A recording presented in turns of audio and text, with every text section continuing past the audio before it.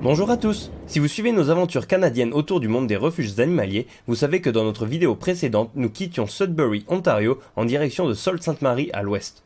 Après 1 heure de route, c'est dans la petite ville de Massey que nous sommes tombés sur une scène qui nous a interpellés.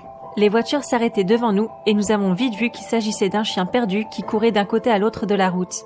Nous nous sommes donc également arrêtés, mais nous avons vite réalisé que le pauvre animal était effrayé. Et à chaque fois que nous tentions de nous approcher, il repartait en courant un peu plus loin, se mettant en danger, ainsi que les automobilistes. Nous avons fait de notre mieux pour le tenir éloigné de la route, mais au bout du compte, nous ne pouvions qu'attendre impuissants qu'il se fatigue ou se fasse percuter.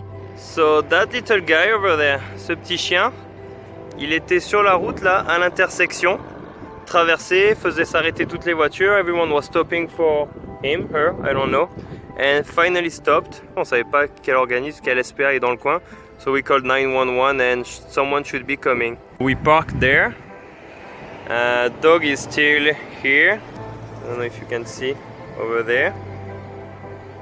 It's not gonna be pretty with the zoom, but so we got somebody on the phone. They're sending someone. It should take about an hour for them to get here. We'll see if we can get closer from the dog. Because we have an hour, we can afford to take our time to get to the dog. And that will save them time when they get here if we manage to put a leash on him.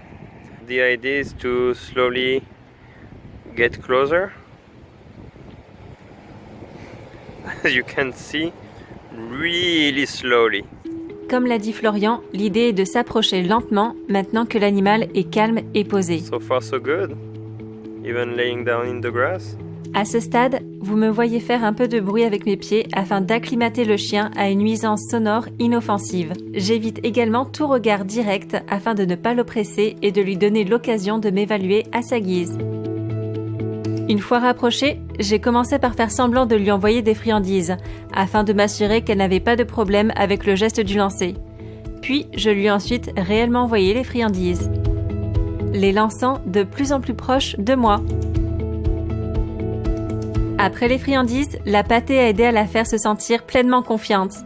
De mon côté, la peur qu'elle reparte et se fasse percuter s'est aussi transformée en confiance, car elle a été plutôt facile à lire et n'a pas eu de comportement imprévisible. J'ai d'ailleurs ensuite pu facilement lui passer la laisse autour du cou. L'absence de difficulté jusqu'ici m'a permis de conclure qu'elle et moi étions maintenant amis. It's not over, but it's done. Je me suis ensuite rapproché et ai constaté que la petite chienne n'était pas dans les meilleures conditions, son poil étant assez mauvais et rasé aléatoirement par endroits. Now let's go get her some water. Aiko, ça va mon grand? Ça va?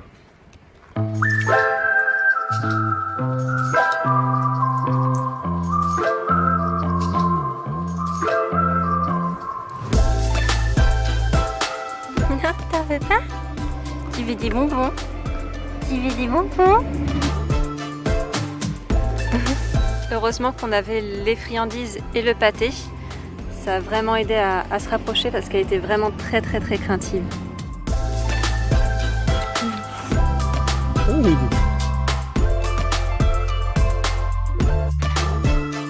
Là tout va bien, comme vous pouvez le voir. Aiko is in the van, he should be fine. We don't want to bring him out just in case, you know.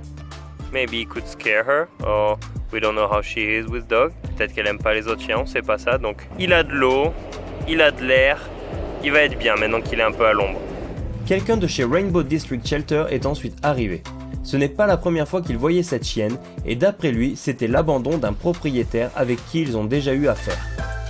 Après avoir échangé avec le gars, il nous a également appris que les voitures n'étaient pas le seul danger pour l'animal, mais qu'il fut fort probable qu'elle ne passe pas la nuit à cause des animaux sauvages du coin. Nous leur avons ensuite dit au revoir et les avons regardés partir. Nous avons par la suite recontacté le refuge qui nous a envoyé cette photo et nous a dit qu'elle fut à 2 doigts d'être adoptée par une nouvelle famille aimante lorsque le propriétaire a refait surface afin de la récupérer. Où qu'elle soit aujourd'hui, nous espérons qu'elle est heureuse et en bonne santé.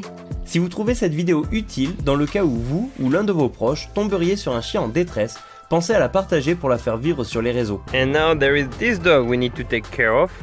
Oh. Aiko? Qu'est-ce que tu fais?